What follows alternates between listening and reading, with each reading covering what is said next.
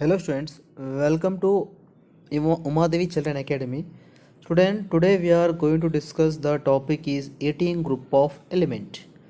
So in this 18 group of elements we are going to discuss about the properties of the helium, neon, argon, krypton, xenons, etc. Like that students. So let's start the group is 18 group of element. 18 group. The 18 group consists 6 element: helium, neon, argon, krypton, xenon, and radon. The 6 elements are present in the 18 group here: helium, neon, argon, krypton, xenon, radons. Right. And their atomic number is 2, 10, 18, 36, 30, 54, 86. Right, friends? All these elements are chemically unreactive. Why is it unreactive? Because their outermost electrons are completely fulfilled. Look at here, friends. The s orbital is completely fulfilled with 2 electrons. P orbital completely filled with 6 electron and S orbital completely filled with 2 electron, and here outermost 8 electrons are completely fulfilled. All the outermost orbitals are completely fulfilled. So that's why. So that's why. So no, that's why these are the chemically unreactive, and outermost electrons are, because of outermost electron completely fulfilled, that's why it is called as the noble gases. Right, students? If outermost electrons are completely fulfilled means these elements cannot form any kind of bond, right? This element cannot form any kind of bond, but few of them form few compounds. Which compound we will discuss in the chemical property. Occurrence: all the noble gas except of radon all are available in the atmosphere. The atmospheric abundance in dry air, the approximately 1% volume, the argon which major constituents in the atmospheric air, helium sometimes, and neon found in the minerals of radioactive origin. Example: the pitchblende, monazite, and cleavate. These are the radioactive mineral students.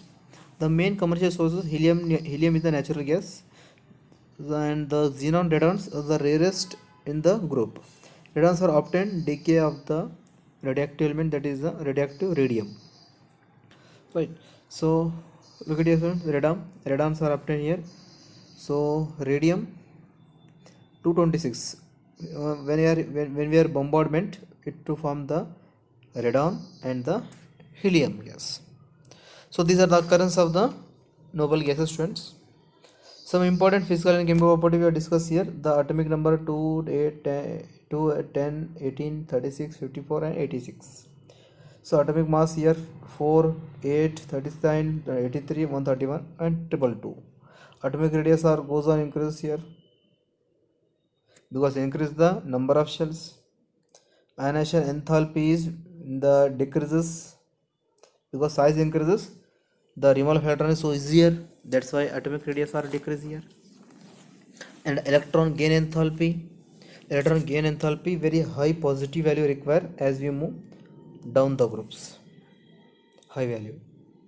So density also increase here because increase in the mass. Melting point, boiling point also increasing the mass. Electronic configuration, that is the NS2, NP6. These are the electronic configuration except of helium. The helium which contain only 2 electrons. The atomic number 2, only 2 electrons are occupied, so it contain only the helium which occupying only 1s2.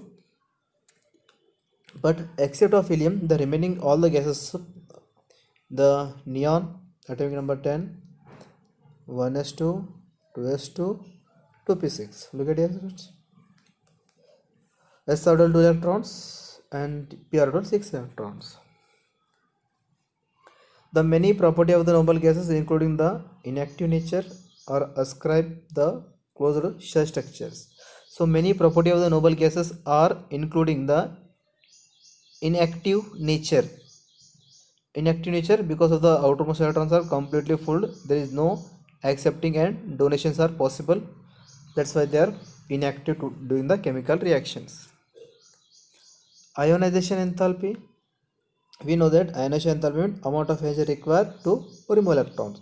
So when you see here the helium gas, small size, neon, little bit size, argon, and here size increase, and krypton. We are using only 4 elements, right? So here outermost electrons. So ionization enthalpy is very high for this element because outermost electrons are completely fulfilled here, and completely fulfilled means they are completely satisfied with nuclear attractions. So removal of electron purpose here requires the large amount of energy here, right? This is the first point. Second point, ionization enthalpy goes on decreases because of increasing size. Ionization enthalpy decrease because increasing the size. Here the last, this electron removal purpose will require only the 1 kilojoule energy, but this electron removal purpose will require the 10 kilojoule, like this, because small size, high nuclear attractions and more stable, that's why it require high energy, and bottom of the element require low energy, right students? Okay. Electron gain enthalpy, the noble gases has a stable electronic configuration and they have no tendency to accept electron, and the last positive value for the electron gain enthalpy. So here the electrons are completely fulfilled in the outermost orbital, so that's why it is unable to accept electron, because the orbitals are completely fulfilled, which means they are unable to accept the electrons here. So the accepting purpose, there is no empty orbitals are present here. So look at here, the helium 1s2 electron means the electrons are completely fulfilled. So it will cannot accept the electrons here because the orbitals are completely fulfilled here. Neon 1s2 2s2 2p6 completely fulfilled as first orbital. Second orbital also completely fulfilled, and the p orbital 1 2 6 electrons, 1 2 3 and 4 5 6 6 electrons. So the second energy level is completely fulfilled here.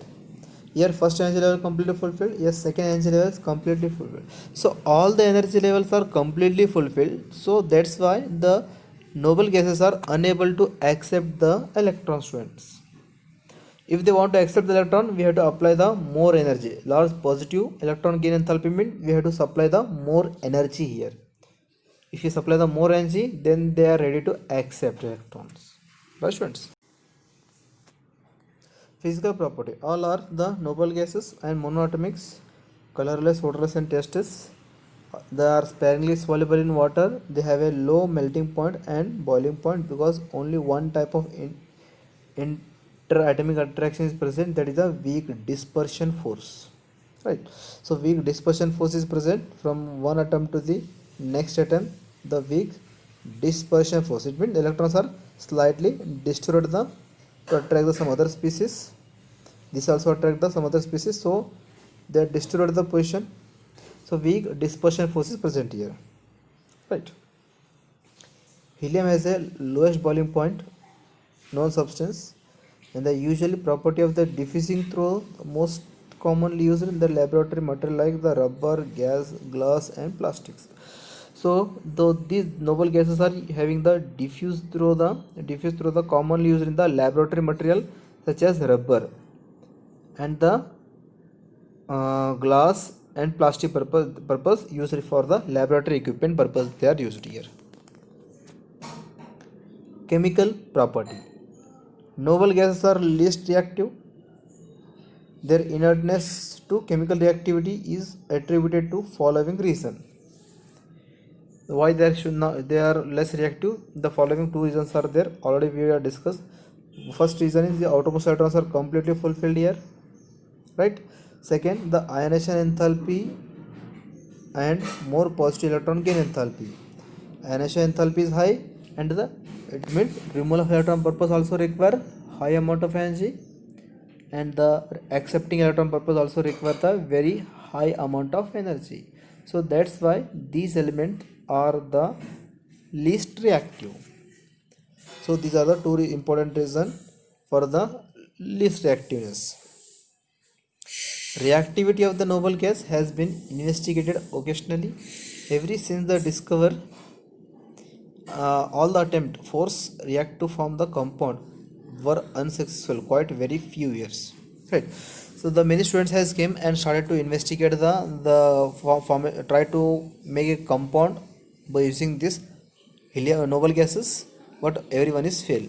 But in the year of the 1962, the Neil Bartlett, who has prepared the synthetic compound by using the noble gas. How he prepared? Look at here, students. He prepared the just the first he prepared the red compound which formulated the xenon platinum hexafluoride. He prepared this compound.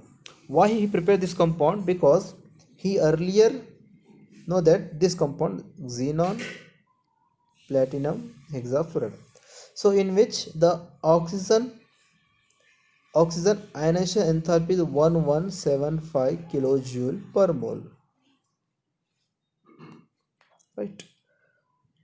But in case of the xenon electronic configuration is the 1170 kilojoule. It means xenon electronic configuration must be lower than the oxygen. So might be this xenon from this compound. So that's why the platinum and fluorine, by using the xenon platinum fluorines, using xenon platinum and the 3 moles of fluorine, and he prepared the xenon platinum hexafluoride, because this ionization enthalpy and oxidation enthalpy more or less same here. So that's why he prepared the one synthetic compound xenon platinum hexafluoride. Right, friends? After discovery of the xenon compound, mainly most of the electronegative element like fluorine, oxygen have synthesized. Only the most electronegative element fluorine, oxygens are synthesized with the xenon and prepare the many compounds. So kryptons are also from the few compound like difluoride krypton, and using the radon. I also prepared the radon difluorides. The compounds of argon, neon, neon are yet known, right? So the compounds are prepared here. The prepare the krypton difluoride, radon difluorides, and the compounds are argon, neon, and heliums are not yet prepared here, right? No. So xenon fluorides compound like XeF2, XeF4 and XeF6, or xenon difluoride, xenon tetrafluoride, xenon hexafluoride. So appropriate reaction: xenon react with fluorine to form xenon difluorides, xenon react with 2 moles of fluorine to form xenon tetrafluoride, xenon react with 3 moles of fluorine, xenon trifluorides. So xenon fluorides compounds again treated with the oxygen difluoride to form xenon hexafluoride. Right, friends? So xenon difluoride, tetrafluoride, and xenon hexafluoride are a crystalline solid substance, sublime easily at 298 Kelvin. Sublime means they are easily turned solid to gaseous state at 298 Kelvin, and these are the powerful fluorinating agent, readily hydrolyzed with water. So fluorinating agent means it easily remove the fluorine molecule. Xenon react with water to easily remove the fluorine, so hexafluoride, and it forms the and it releases the oxygens. Right, friends? So it means these elements are act as a powerful fluorinating agent, easily release the fluorine molecules from it in this respective compound. Xenon difluorides. Xenon difluoride is the linear structure, and it have the sp3 dehybridations. The sp3 hybridations which adopt the trigonal bipyramidal structures. Students, trigonal bipyramidal structures, but it exhibiting the linear. Always in many reaction you see sp3 dehybridation, which is the trigonal bipyramidal structures, trigonal, but this sp3 here the exhibiting the linear structures, linear, because the symmetric arrangement of the 3 lone pair of electrons, net repulsion on the xenon difluorides is 0. So here it is symmetric, there is no repulsion here between the xenon to difluoride, no repulsions, because they are symmetric in nature. these are symmetric in nature, so that's why this is the no repulsion, and due to the no repulsions it is the linear geometry. Questions. Xenon tetrafluoride, it is the square planar structure. sp3 due to hybridization. sp3 due to always occupying the octahedral, but it gives the square planar, because the reason is here, because two position occupied by the lone pair of electrons. So sp3d2 means sp3d2 always must be like this, the octahedral like this.